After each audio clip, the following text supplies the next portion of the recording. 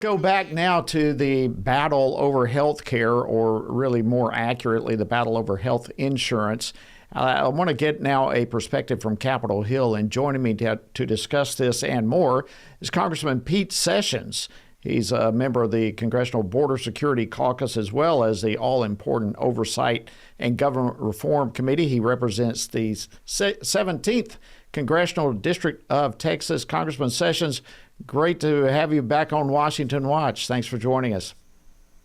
Chairman, thank you very much. By the way, I don't know that you've ever admitted to your listeners that you served as the chairman exactly as I do, and during that period of time held the Biden administration in check in lots of areas. So it's an honor for me to be, sir, on your show. Well, thank you so much, Pete. It's always an honor to have you on with us. And I know you've got votes that are about to be called and your clock is ticking. So let me kind of jump into this. Let's start off with the Republican health care bill that advanced the House today. Tell us a little bit about that and why you support it. Well, in fact, I do.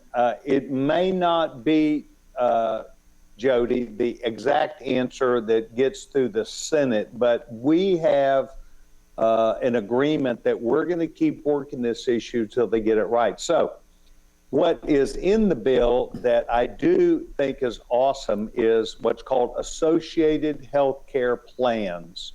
So we would allow essentially 170 million Americans plus those on Obamacare. In other words, people that are not on the employer-provided health care, the opportunity, or anybody, to be able to go to a larger group plan. This associated health care plan was actually stopped back when Hillary Clinton was in the Senate. She would not let it move forward because she wanted, at that time, Hillary Care, that is now called the ACA, the Affordable Care Act, that's known as Obamacare. The prices that are rising 2 times faster than other associated health care plans or employer-provided health care plans is what Obamacare prices are doing. They are rising because of the way the Democrats wrote the legislation. And so they actually would have a government completely run health care plan because literally 90% of the people on Obamacare get it for free.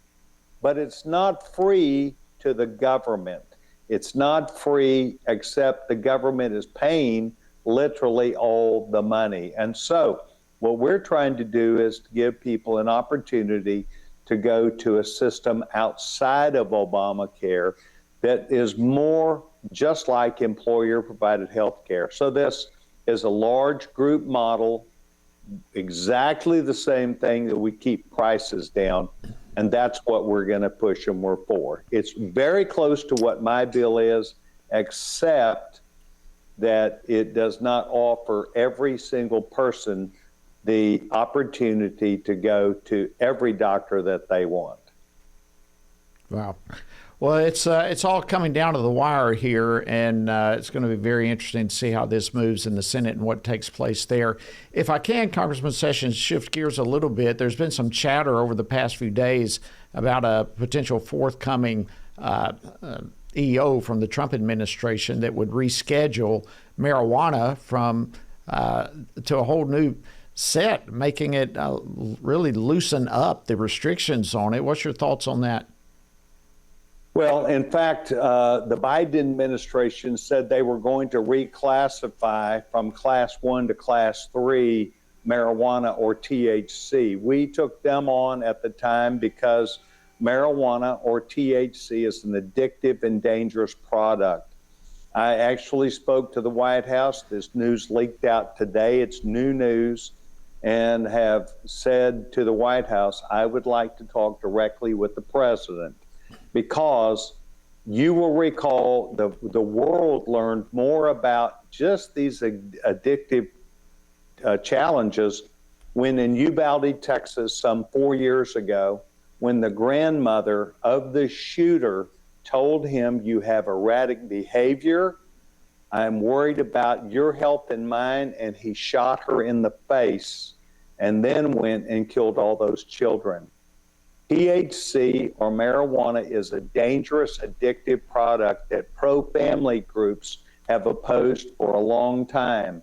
And this would be a terrible mistake if, in fact, the administration chose to do this because, among other things, it supports the drug cartels who want to push marijuana. Now, some would say, oh, that has nothing to do with it. It does. It's more than a signal.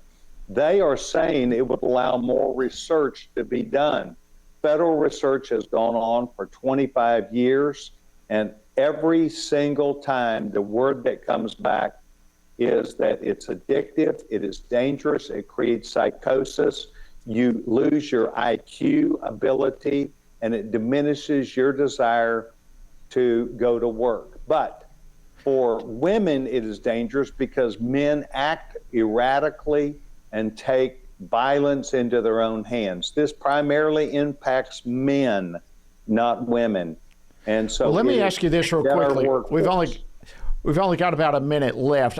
Isn't there a bit of a disconnect here? I mean, when we've got this war going on really with the narco terrorists down in the Caribbean, and now here we're going to loosen the restrictions on marijuana. Isn't that kind of a disconnect real quickly?